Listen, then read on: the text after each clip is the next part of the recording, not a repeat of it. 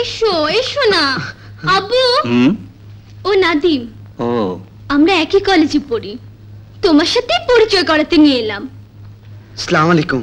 ওয়ালাইকুম সালাম। বসো বসো। তা আব্বু কি করেন?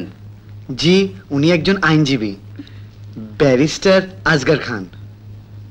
ব্যারিস্টার আজগর খান? উনি তো একজন নামকরা ব্যারিস্টার। শুনেছি ক্রিমিনাল কেসগুলোতে উনার জুরি নেই।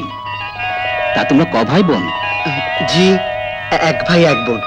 বোনটি আবার এসএসসি পরীক্ষা দিয়েছে। তা তুমিও কি বাবার মতো আইনজীবী হতে চাও নাকি? না, কথা কেনা বেচা করতে আমার একদম ভালো লাগে না। আমি ইন্টারন্যাশনাল রিলেশনের উপর পড়াশোনা করতে চাই। খুব ভালো কথা। আচ্ছা তোমরা বসো, আমি ফোনটা অ্যাটেন্ড করে আসছি। আব্দুল, ওদের চা নাস্তা দিতে বলো। তোমাকে এত নার্ভাস লাগছে কেন? কই না তো, আমি তো ঠিকই আছি, শুধু একটু পা পা পা কাঁপছে। এখনই পা কাঁপছে? হপলেস, তোমাকে দিয়ে কিচ্ছু হবে না। আরে হবে, সবই হবে। তোমাকে যখন ম্যানেজ করেছি, তোমার বাবাকে ম্যানেজ করে ফেলবো। ওকে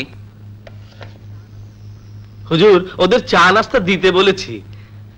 আব্দুল, ছেলেটাকে কেমন লাগলো? খুব ভালো, খানদানি ঘরের ছেলে বলে মনে হয়। হ্যাঁ, নামকরা লোকের ছেলে। আমাদের সোনিয়ার সঙ্গে বেশ মানাবে।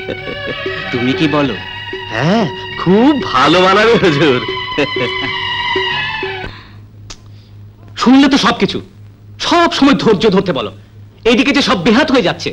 আরে বোকা, এত সোজা সবকিছু বেহাত হওয়া? কি যে বলো মা, আমার ফিলেন হাজির, আলাপ পরিচয় হচ্ছে, এরপর পাকা কথা, তারপর পাখি যখন ফ্রুত করে হাত থেকে বেরিয়ে যাবে তখন কপাল চাপড়াতে হবে। ওসব নিয়ে তোকে ভাবতে হবে না, তুই শুধু মেয়েটার মন জয় করার চেষ্টা কর, বাকি আমি সামলাবো। তোর মাকে তুই চিনিস না।